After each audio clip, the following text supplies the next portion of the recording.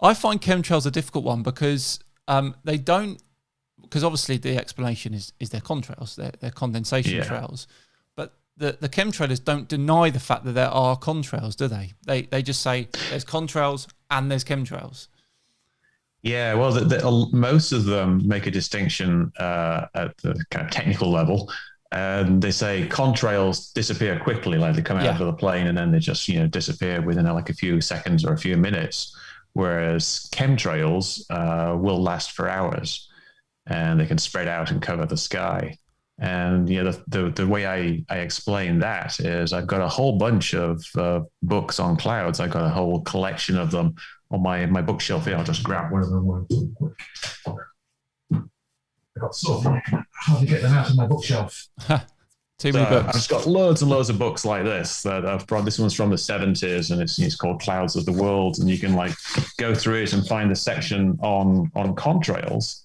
And there's all these old pictures on contrails, and cool.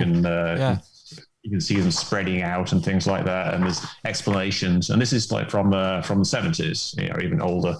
And there's pictures, like there's very complicated explanations and things like graphs and whatnot, explaining that contrails can persist and spread.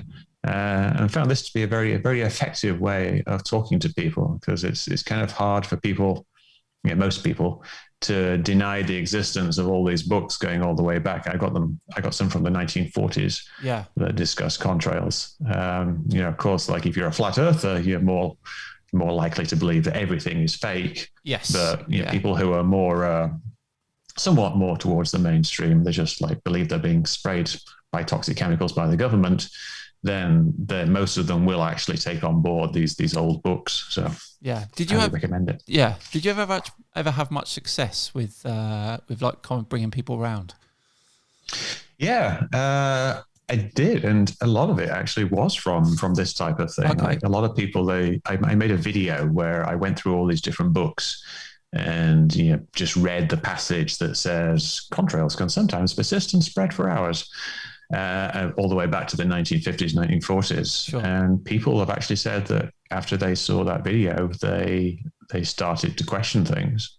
A lot of times what happens with, and you've probably seen this yourself, people don't just suddenly flip. No. They don't just suddenly become from one extreme to the other. When you explain something to them, what happens is they start to have doubts at some point, or they start to question things, and they're like, I see that this is an issue. Now I'm going to look into it and try to figure out what's actually going on.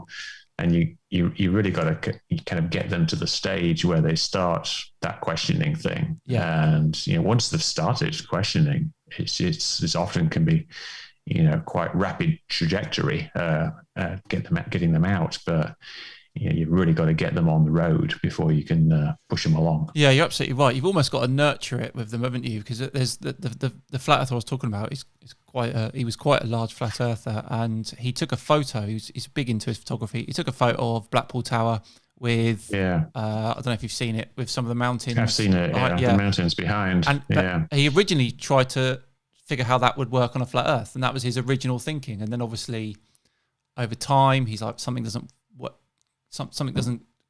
feel right here. And as you say, it took a while for him to process that. And you're absolutely right. You never see anyone just flip like from one thing to the other. There's always that doubt in their mind, isn't there, before they can turn. Yeah, definitely. That questioning period. And you see like people make memes where they show like, a clown taking their make off or something like that. And there's the different stages, like, I'm a flat earther, you're all stupid. And then, they start questioning certain things. And at the end, they're turned into a regular person, and they are saying, you are being fooled by these flat earth merchants. Absolutely. Which is kind of a trajectory people go through. I mean, obviously the clown meme is mocking that. But people do start out violently one way, like violently, but very adamantly one way, and they end up adamantly the other way, because it's pretty clear once you actually get down to the brass tacks, what's actually going on. But your guy with the Blackpool photograph, that I think probably wouldn't work for most people, because it requires quite a lot of thought. It does. Into what's actually going on. And most people who are not flat earthers wouldn't bother putting in the work to go through that. Absolutely. So it's kind of great that people actually do that, but it's not going to work for most people. No, you're right. The thing is, he was an expert on that sort of thing. He always took photos, and that was what he did, and it was his thing as a flat earther. Right. He wasn't interested in the non-gravity argument or anything like that. He was just purely observation. That's what I think was the reason why he turned so quick.